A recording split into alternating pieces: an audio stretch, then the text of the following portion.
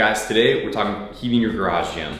I've tried a whole bunch of stuff even before we had our gym to heat this space. Before this was our garage gym, it was more like a workshop for me, and I've tried all kinds of heaters to heat this space. I've tried I feel like every which one of the electric kind that you would plug into a normal outlet. I tried multiple of them at a time and they did absolutely nothing.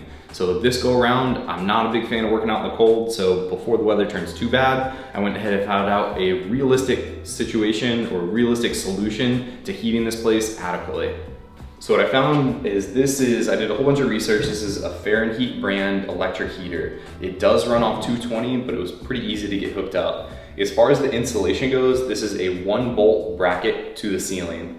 Once it's up there, you should probably get an electrician to do the wiring for you, but for me, that's my background. I did that myself, and we had a pretty good route going up into the attic, over, and our electric box is in our basement, which I can get to through our crawl space, which is kind of down that way. So it really wasn't too bad. It was one line from our circuit breaker up to this thing, and that was pretty much it. So I'm walking you through a little bit of the details with this, as well as how good it actually heats our gym. All right, so how this thing works, you can get a switch for it. I didn't put that in, it was just an extra step, and it just seemed unnecessary. What you do to turn it on is it's got a little knob here, and you just turn it from right to left. It takes about 30 seconds to kick on. All the way over is maxi, and then you can adjust for anywhere in the middle. It's got one bolt that connects to the ceiling, and that bolt also allows this to swivel. So if you are working out or if you're in a particular part of the gym, you can point it, turn the little fan blades to where the air is pointed right on you, and you can have hot air blowing directly on top of you. That line that I talked about, it is 220, so it's not something that you can just run from the stuff that's in your house or the wiring that's typically in your walls. But that goes straight in and gets wired more or less just like any other light bulb or light fixture would. So it was really easy. The challenge is just going to be getting it from your circuit breaker or from your circuit box to the actual unit itself. It does blow like really hot air. I'm gonna turn this on. It'll take a second to kick on, but I'll let you guys hear kind of the sound that it makes, but it's adequate. It's not like an electric heater. This is a legit heater. Also, the spot that I chose was chosen for 2 reasons. 1, it's kind of up and out of the way, and 2, because it is bolted into a stud in the ceiling, one of my ceiling rafters. So I used the stud finder to find that, bolted 1 bolt directly into it so that it's completely secure, but it is pretty light too. This doesn't weigh a whole lot. You guys can hear it kicking on right now. It's got a fan and some heating elements that it's blowing that air off of. All right, so what I've also done to give you guys some perspective on what it does to heat this place is the other morning, I set up a thermometer, which is on the other side of the gym at about chest height, belly button height, on the complete opposite wall. I turned the heater on, let it run on high for about an hour and a half, and I wrote down some times to let you guys see how quickly and effectively it heated the gym. It started off at 47 degrees in here, which came out and it felt cold. Within a half an hour, it got it up to 61 degrees, and it already felt hotter than that. And the thermometer is lower than head height, so I think probably up there around your head was actually hotter. Within another half an hour, it slowed down a little bit. It went from 61 to 65 degrees. And within another half an hour, it was almost up to 75. So this does adequately heat this place in a pretty drastic way. It didn't take too long, but if we were gonna come out, I'd probably turn it on maybe 20 or 30 minutes before we made our way out to the gym to where it was hot when we started, which makes the warm-up process a little easier. I'm gonna go over some other things that we can do to not only heat your gym, but keep it hot as well. So next point is going to be insulation. There's a couple things to think about when we're doing this. This is for the garage door, and the other portion that we want to insulate is up above. This is a garage, and previous to us finishing it to be a garage gym, these were open studs and there was no reason to keep it heated.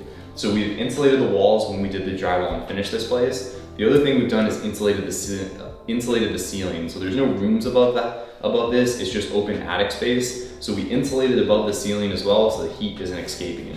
What I've got here is this is inch and a half foam that is made specifically for insulation. It fits perfectly in these little garage door sections, and these sections also have a lip on them. So what we can do is I've cut the exact distance from side to side because those are flush. And then I've measured from the bottom to about halfway up on the top piece here, the top lip. And what that allows me to do is once I get it inside,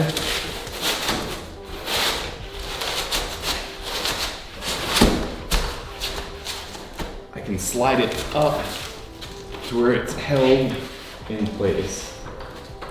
And that's gonna give me a whole nother layer of insulation and block kind of that radiant cold heat from coming through the garage door, because that aluminum, again, is like, it's not a whole lot thicker than a soda can. The other portion that is gonna do something good for us is these windows that we've added. Even though they're not doing a whole lot to keep the thermal barrier, they are letting sun in, which is gonna help warm this place and just kind of make a better vibe for us as well. All right guys, so now that we've got this place warm, it's super comfortable in here today. I'll give you a little bit of an update. If you haven't gotten a garage gym tour before, we'll just kind of run through real quickly and I'll show you kind of some of the stuff that we've got. We've got some mops and stuff over in the corner, which help keep this place clean. We've got some parallettes for our gymnastic stuff. I'm a big fan of keeping everything up and off the floor, so we've got hooks everywhere to just hang stuff on. We've got our extra jump rope cables, some Go Ruck bags, which I've actually never put on. Chrissy is the only one who uses those. I need a lot less incentive to run than putting one of those on. We've got our wall balls and some sandbag corner here. Maybe 600 pounds of weight, which again is a huge plus to get that up and off the floor. Coming around this way, we've got a big blackboard, which we tried using at the gym at CrossFit Players or CFP, but it was hard to see from a distance. For us, it works perfectly. And we've got some of our signs and stuff from around the gym. We've got our bench press, another D-ball. We keep our GHD in the corner, which tucks it away a little bit. If we need it, normally we'll just kind of tilt it out towards the middle of the gym.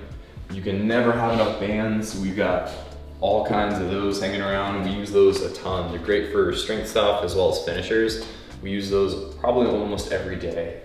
We've got one box in our crash pads. We don't really do too much stuff together. With the box, if we do, it'll be like partner or alternating. Crash pads are awesome too, it just keeps the noise down. And speaking of noise, with all the insulation, if your neighbors are any sort of problem, this should help dampen the noise you guys create for them.